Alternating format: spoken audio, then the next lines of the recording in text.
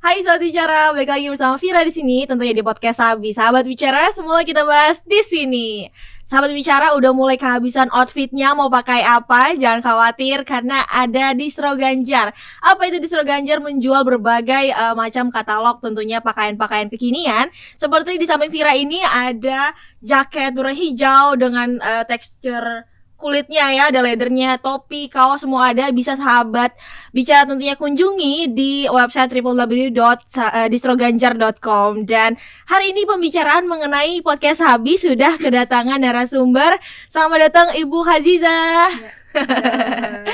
Iya, dan sahabat bicara, kali ini kita kedatangan Ibu Hazizah, seorang kriminolog dari Universitas Budi Luhur tentunya. Dan kita akan membahas mengenai fenomena yang erat kaitannya hari belakangan ini mengenai anak dan juga tren-trennya dan segala macam keresahan, kekhawatiran yang berpotensi menjadi kenakalan anak ya. Lebih detailnya kita bahas bersama Ibu Hazizah. Selamat datang Ibu, terima kasih. Ya, sama-sama, terima kasih. Terima kasih sudah mampir bersedia ngobrol-ngobrol di podcast Sabi kali ini ya Bu. Ini banyak banget kekhawatiran tentunya mengenai anak dan juga segala hal yang berpotensi menyebabkan kenakalan anak gitu Bu. Betulkah adanya pengaruh antara fenomena tren saat ini digital dari scroll internet berpengaruh terhadap mental, psikis sampai ke fisik anak saat ini Bu? Jadi kita mau bilang soal teknologi ya, berpengaruh tidak dengan kondisi delinkuensi anak gitu ya. Sebenarnya kan kita gini, perkembangan anak itu, perkembangan teknologi, perkembangan anak itu kan seiring ya sama meningkatnya gitu. Jadi kita tidak bisa, pertama kita tidak bisa juga menghentikan atau membatasi gitu ya perkembangan anak di zamannya. Kalau memang pada saat zamannya memang seperti inilah gitu ya, ada perkembangan teknologi, media sosial dan lain-lain gitu ya. Ya begitulah memang saat ini proses tumbuh kembang anak itu, sehingga memang tidak bisa kita batasi, kita kotak-kotakan lagi gitu ya. Hanya saja memang dibutuhkan pengawasan gitu ya, kontrol terhadap anak supaya tadi bagian dari pencegahan tadi supaya anak ini tidak melakukan delinkuensi. Kenapa? Karena tentu saja kita bicara teknologi pasti ada positif negatifnya. Jangankan anak-anak gitu ya, dewasa pun mungkin tetap saja punya impact atau dampak tersendiri pada orang dewasa, apalagi anak-anak yang notabene. Jadi kita bicara anak-anak ini secara psikologisnya belum seutuh orang dewasa, tumbuh kembangnya belum semaksimal orang dewasa, sehingga memang dibutuhkan tadi pengawasan. Karena bicara teknologi ini tadi, semua orang menggunakan teknologi misalnya ya. Jadi teknologi ini kan memang memudahkan orang banyak ya yang dalam kehidupannya sehari-hari gitu. Tidak lain juga kita akan berbicara tentang bisnis kejahatan. Kenapa saya bilang bisnis kejahatan gitu ya? Wow. Kenapa kita bilang bisnis kejahatan? Karena kan kita bisnis dulu kita bilang kan, bisnis itu kan pasti mencari keuntungan gitu-gitu. Nah, kenapa ke bisnis kejahatan, pelaku-pelaku kejahatan tentu akan melihat gitu ya. Teknologi ini kan memudahkan mereka juga untuk menyebarluaskan tadi gitu tindak kejahatan terkait dengan ya tidak hanya cybercrime, macam-macam lah gitu ya. Hanya tadi menggunakan teknologi tadi memudahkan mereka untuk memperluas jaringan kejahatannya mereka, apakah itu terkait prostitusi, apakah itu child grooming, macam-macam gitu ya, yang mengintai anak-anak tadi. Kenapa anak-anak? Karena memang tadi psikologisnya belum maksimal, mudah diiming-imingi gitu ya, banyak hal yang yang membuat pelaku-pelaku atau di bisnis kejahatan ini gitu ya melihat targetnya adalah anak-anak ini tadi, karena dengan beberapa karakteristik yang tadi anak-anak ini menjadi salah satu yang rentan untuk dijadikan target korban dari bisnis kejahatan itu tersebut. Apalagi kita mau melihat ya teknologi, makanya tadi saya bilang kalau orang dewasa aja kan kita tertarik gitu dengan misalnya teknologi, media sosial, kan memudahkan kita gitu posting pokoknya. Posting, ketemu banyak orang tanpa harus kita seperti ini gitu berhadapan, tapi kita sudah berkomunikasi dengan baik gitu ya. Ketemu orang lama itu orang dewasa, bagaimana dengan anak-anak yang mereka secara visualnya gitu ya banyak hal yang dia dapatkan dari teknologi gitu. Aplikasi-aplikasi yang memudahkan, gampang untuk diinstal. Iya, gampang diinstal semuanya. Banyak hal yang mereka akhirnya dalam masa mereka itu kan explore-nya Aha, lebih besar gitu iya. ya, penasarannya jauh lebih besar. Nah disinilah karakteristik seperti ini mudah diintai ya kan, rentan gitu ya Mhm. untuk menjadi, makanya selain di satu sisi kita tidak bisa membatasi, tidak boleh kita Mhm. melarang, tapi kita justru melakukan pengawasan, pengontrolan Pengawasan. terhadap anak itu sebagai bagian, karena memang sulit kalau memang untuk mau melarang, karena memang Mhm. itulah zamannya gitu ya. Tinggal tadi bagaimana mengondisikan gitu ya teknologi ini memang manfaat positifnya tersampaikan terhadap anak Mhm. sebagai bagian dari pencegahan tadi, delinkuensi terhadap anak gitu. Bu, mau bicara mengenai anak, Bu. Untuk Mhm, perkembangan anak ini dari mungkin 10 tahun kebelakangan dengan hari ini tentunya mhm, berbeda ya, Bu. pastinya. Dengan berbagai macam kemurahan teknologi yang Mhm, mhm, ditampilkan, fitur-fiturnya gitu mhm, ya, Bu. Mungkin Vira kecil pun berbeda dengan anak-anak yang saat mhm, ini. Mungkin dulu khawatirnya diculik atau maling gitu mhm, ya. mhm, Sekarang depan rumah anak-anak bukan cuma anaknya yang khawatir mhm, diambil oleh maling gitu ya, Bu. mhm, Handphone, gadget yang sedang dimainkan anak-anak di pinggir jalan juga menjadi target dari kejahatan itu sendiri gitu ya, Bu. mhm, mhm, Tadi juga bicara mengenai delinkuensi anak. mhm, Mungkin sahabat bicara di rumah boleh Ibu dibantu deskripsikan gitu, Bu. mhm, mhm. Delinkuensi anak itu seperti apa gitu, Bu? Iya, delinkuensi anak Mhm. ini akan terkait dengan anak ini kan memang punya dua peran ya. Kalau dalam ruang lingkup kita bicara soal kejahatan, gitu ya, kriminalitas bahasa di ininya ya. Mhm. Jadi anak sebagai korban dan anak sebagai pelaku. Jadi kalau Mhm. kita bicara delinkuensi berarti kita berbicara tentang anak sebagai pelaku kejahatan. Mhm. Pelaku tuh kejahatan, jadi kita tidak bilang misalnya untuk anak itu penjahat, Mhm. tidak ya, karena memang kita menggunakan delinkuensi itu supaya anak ini terhindar dari yang namanya labeling. Bukan berarti kita menormalisasi anak ketika bertindak kejahatan gitu ya, bertindak pidana, tidak. Tapi memang bagaimanapun realitas yang ada di masyarakat, memang dua peran itu ketika anak bicara soal korban dan anak juga sebagai pelaku atau pelaku tindak pidana atau pelaku kejahatan. Jadi fokusnya delinkuensi ini anak yang masuk dalam sistem peradilan pidana. Nah, di sini tidak menutup kemungkinan sebenarnya kalau kita bicara soal anak sebagai korban, Mhm. juga bisa perannya bisa berubah menjadi anak sebagai pelaku. Beberapa Banyak kasus, kasusnya, Bu. iya, beberapa kasus juga terjadi gitu Aha. ya. Mungkin saya bisa contohkan salah satu, misalnya anak gitu ya, sebagai korban Mhm. KDRT, kekerasan dalam rumah tangga, kita Oke. bilang gitu ya. Karena mungkin ada paparan kekerasan yang sering Mhm. dia lihat setiap hari gitu. Anak ini kan seusia tadi ya saya bilang psikologis belum maksimal, Mhm. sehingga kondisi imitasi atau peniruan dari anak melihat Mhm. kondisinya itu jauh lebih besar gitu, sehingga dia melihat hal-hal yang paparan-paparan kekerasan yang dia lihat setiap hari Mhm. itu bisa dianggap sebagai suatu kewajaran yang bisa dilakukan di rumah. Mungkin dia tidak Oke. bisa merealisasikannya Bu, gitu nggak ya, bisa diluapin gitu dari ya, Bu? luapin, karena kan dia melihat, dia juga Aha. menjadi korban, tapi Ya. akhirnya ada sisi psikologis anak mungkin yang di salah satunya dia perlawanan terhadap hal itu karena tidak bisa di dalam rumah, Mhm. dia lakukan di Di luar. luar. Seperti akhirnya mungkin bisa menjadi pelaku bullying, melakukan kekerasan terhadap orang Oke. lain. Secara strukturnya kan kalau di Aha. rumah, strukturnya dia di bawah jadi korban. Mhm. Akhirnya dia perlawanan dia terhadap hal itu. Nah, di sisi lain dia juga melihat, ya wajar gitu Mhm. misalnya Mhm. dia melihat tiap hari ada kekerasan. Nah, dia realisasikan di luar itu ada kasus yang terkait dengan itu Wah, juga. Jadi ada hal-hal yang lain lah. Jadi banyak ya, Bu.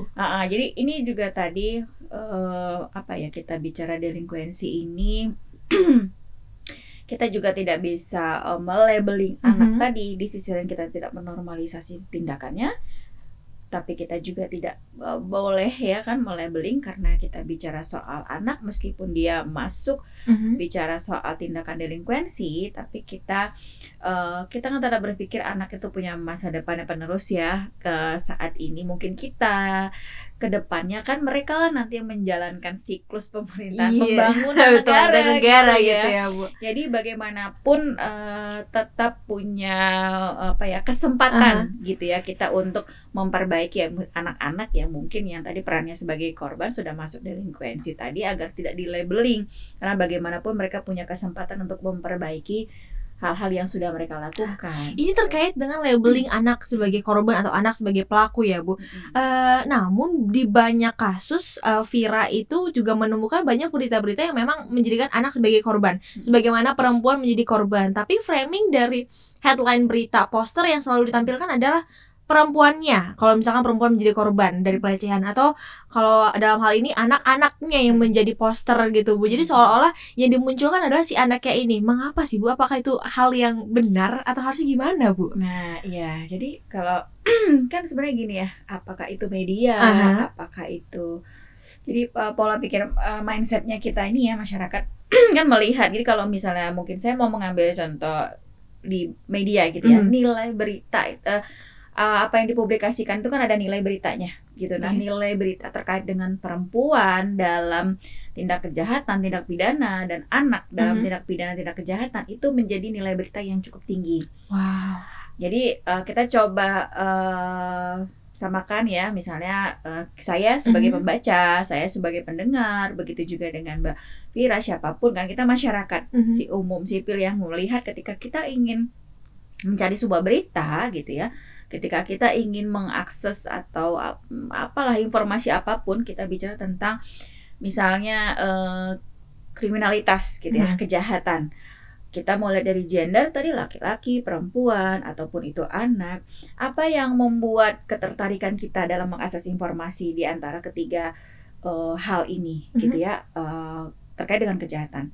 Tentu kita bicara soal perempuan dan anak. Nah, kenapa? Karena di stereotip atau pemikiran pola pikir masyarakat kan melihat ya kejahatan itu identik dengan yang namanya laki-laki karena berbuat jahat, keberanian gitu ya kan, stigmanya bagaimana ya udah kalau berbuat laki-laki itu jauh lebih berani untuk melakukan kejahatan. Tapi ketika kita bicara soal perempuan, kita pertama mungkin kita perempuan, kita kan tadi ada label, ada stigma, stereotip bagaimana seorang perempuan itu lembut, ayu, feminim gitu ya. Jadi ketika dia melakukan suatu tindak kejahatan dianggap dia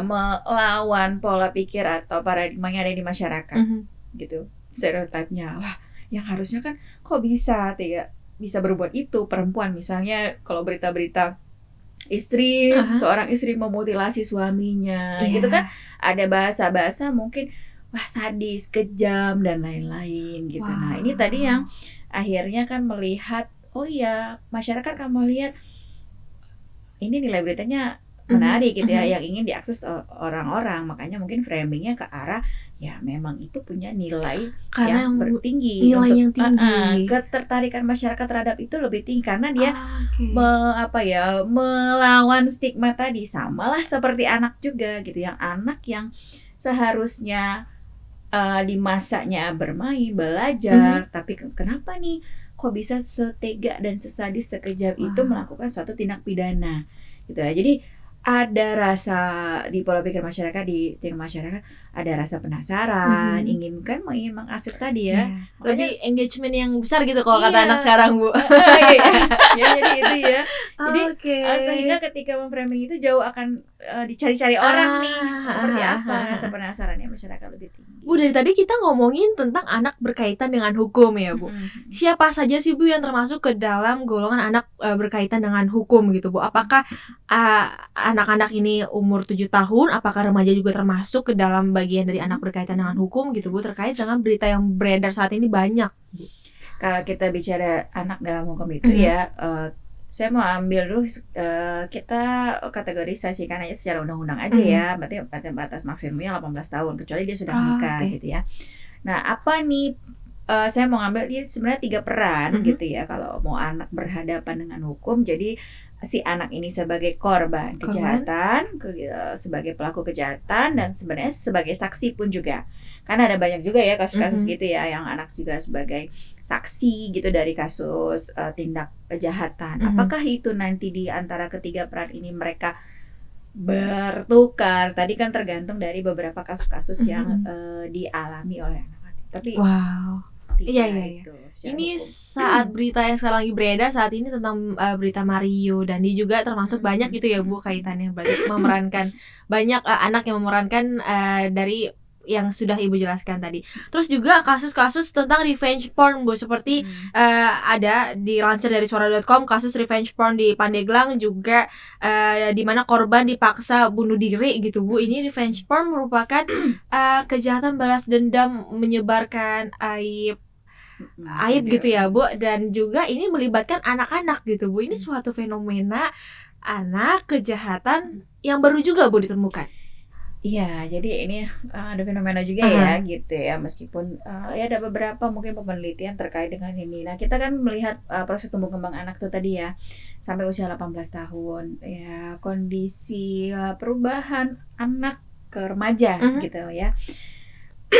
Secara psikologis, secara biologis gitu ya, masa di mana mereka ingin mengenal satu sama lain, baik itu lawan jenisnya juga gitu ya, dalam hubungan yang lebih dekat, pertemanan atau relationship yang lebih intim lagi gitu ya. Nah, tapi kan ada beberapa ya, disitulah proses tumbuh kembangnya mereka, ada suatu rasa penasaran yang cukup tinggi, ditambah dengan tadi perkembangan teknologi sebegitu cepat dan dapatnya akses informasi gitu ya di sekitar mereka, segala sesuatu yang membuat mereka penasaran, bisa cepat aksesnya ya mereka dapatkan. Mudah beda ya gitu mungkin mudah gitu ya. Kalau mungkin kayak saya zaman dulu gitu ya, kita kan masih mencari-cari itu misalnya dari buku, majalah gitu-gitu ya. Beda zamannya, beda eranya gitu ya. Kita mencari, tapi kan sekarang itu hanya dengan satu alat mudah, bisa semua mudah, tidak terjangkau, mau sampai ke luar negeri, mau sampai kemana pelosok apapun gitu ya dapat. Nah, sehingga memang banyak hal. Nah, begitu juga dengan secara psikologisnya mereka gitu ya, karena banyak informasi tadi gitu kan mempengaruhi bagaimana, kan mereka memang itu makanya tadi perlu ada bimbingan secara ini ya, pendampingan gitu, sehingga mana informasi yang memang bisa diterima, mana begitu juga secara psikologisnya mereka. Kalau mereka terima semuanya, rasa penasaran mereka tidak tertampung dengan baik, tidak dikontrol dan diawasi dengan baik, kekhawatiran kerentanan itu tadi gitu ya, sehingga jadi anak-anak ini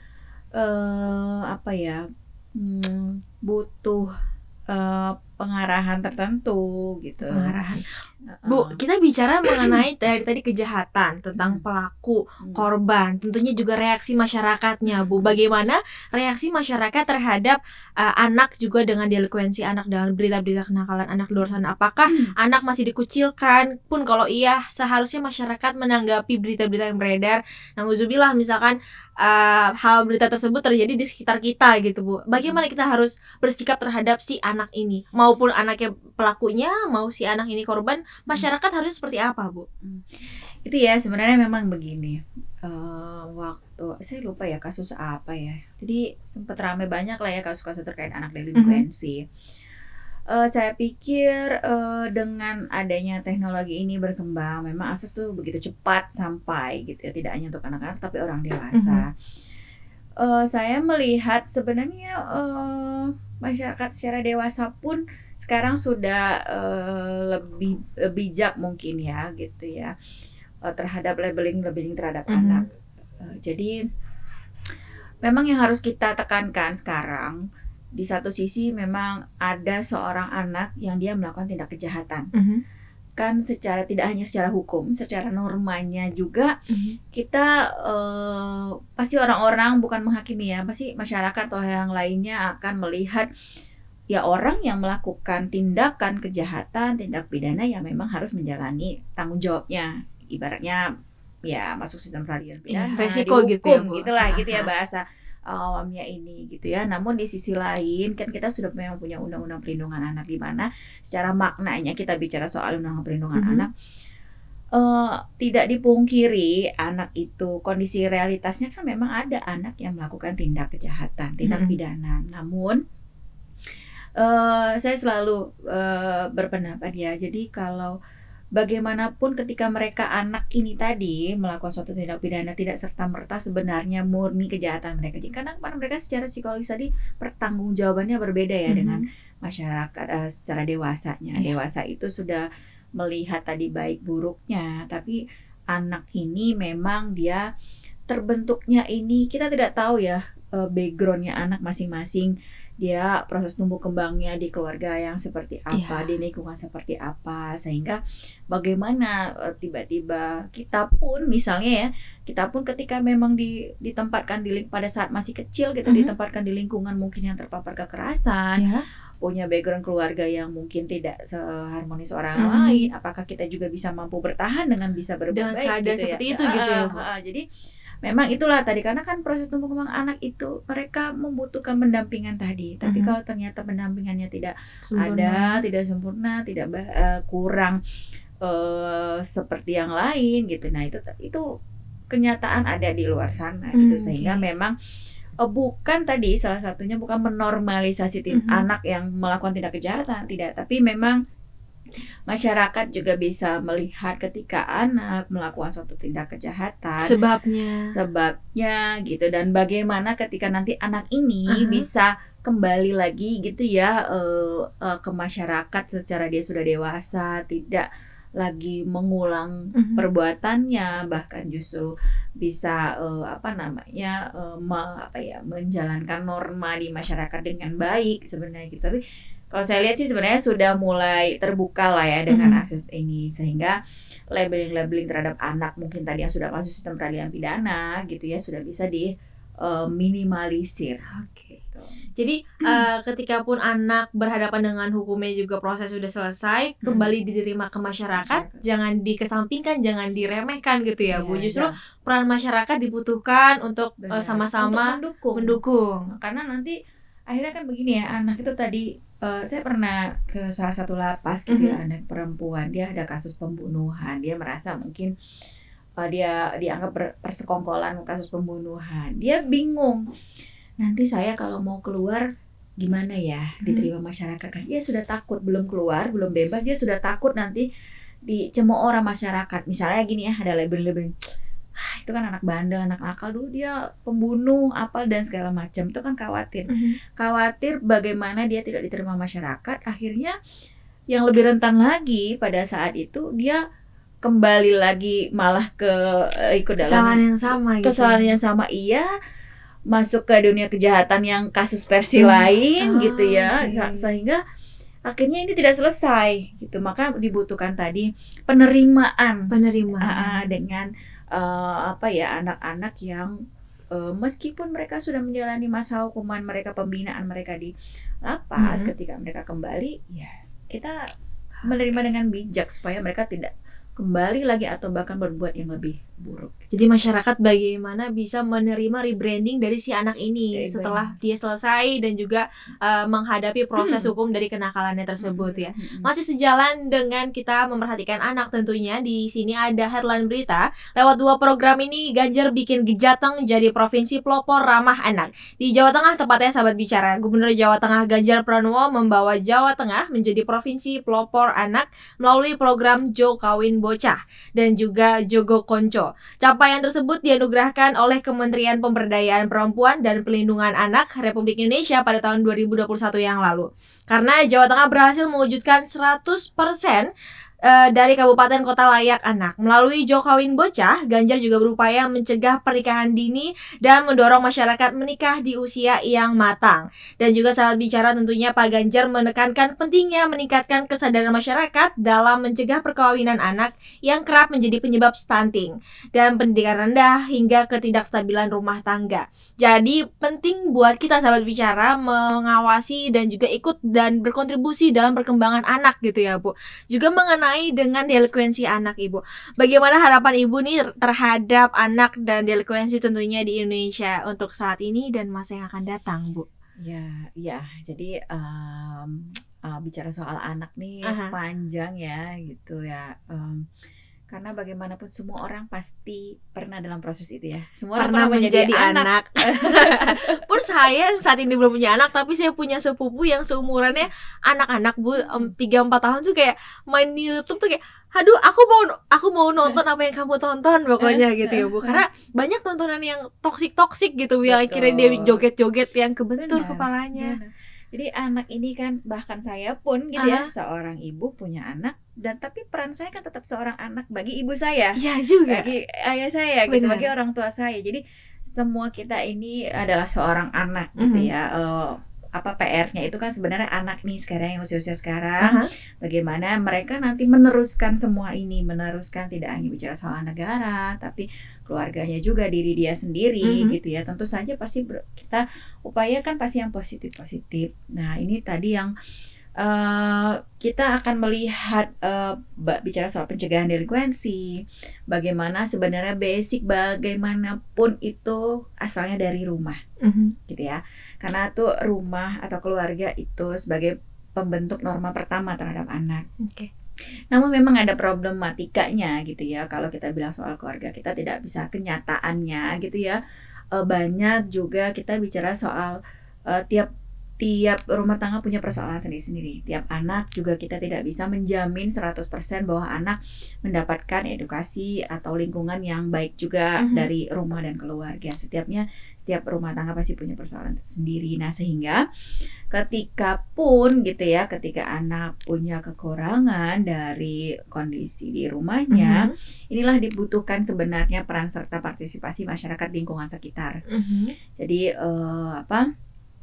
RT, RW, tetangga dan lainnya ya, untuk tetap menjaga, mengawasi anak-anak ini tadi sebagai bagian dari pencegahan tindak kejahatan terhadap anak, kenakalan terhadap anak.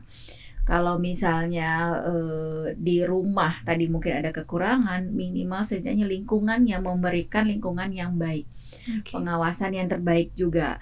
Tidak kan ada juga ya beberapa lingkungan tuh suka ada jam malam, anak-anak yang di atas jam 10 tidak boleh berkeliaran dan lain-lain. Itu bagian dari upaya sebenarnya meminimalisir, sehingga memang perlu penempatan atau manajemen waktunya gitu ya. Kalau memang di rumah tidak ada gitu, nah ini lingkungan lah yang perlu berpartisipasi. Sama terkait dengan masyarakat tadi gitu ya.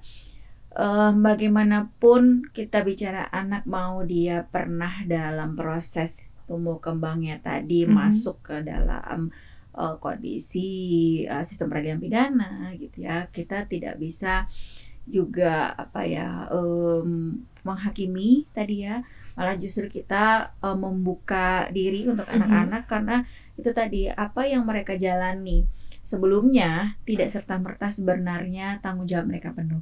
Justru ada orang dewasa di sekitar kita yang sebenarnya kalau mereka bolong saja misalnya tanggung jawab orang dewasa itu tadi, itulah tadi ya peran di luar, sehingga penerimaan itu sangat dibutuhkan, partisipasi masyarakat tadi gitu ya. Ketika mereka sudah masuk sistem peradilan pidana, keluar butuh dukungan dan partisipasi yang baik. Gitu. Mendengarkan penjelasan dari Ibu dari awal sampai nggak kerasa udah di pengunjung sesi Ibu, Vira menyimpulkan Bu, mungkin koreksi kalau salah, bisa menjaga satu anak di rumah, kita sudah menjaga bukan hanya si anak di rumah ini, tapi juga anak-anak di lingkungan pertemanannya gitu ya Bu. Karena dengan kita menjaga anak satu di rumah ini, menjaga mental, psikisnya dengan baik, pun dia akan bergaul dengan teman-teman yang lain, menciptakan suatu ambience pertemanan yang sehat gitu ya Bu. Benar, karena salah satu di antaranya juga teman sebaya itu menjadi faktor pendukung juga bagaimana anak bisa melakukan delinkuensi atau tidak gitu ya, karena kan mereka merasa secara psikologis kan mereka senasib sepenanggungan. Betul.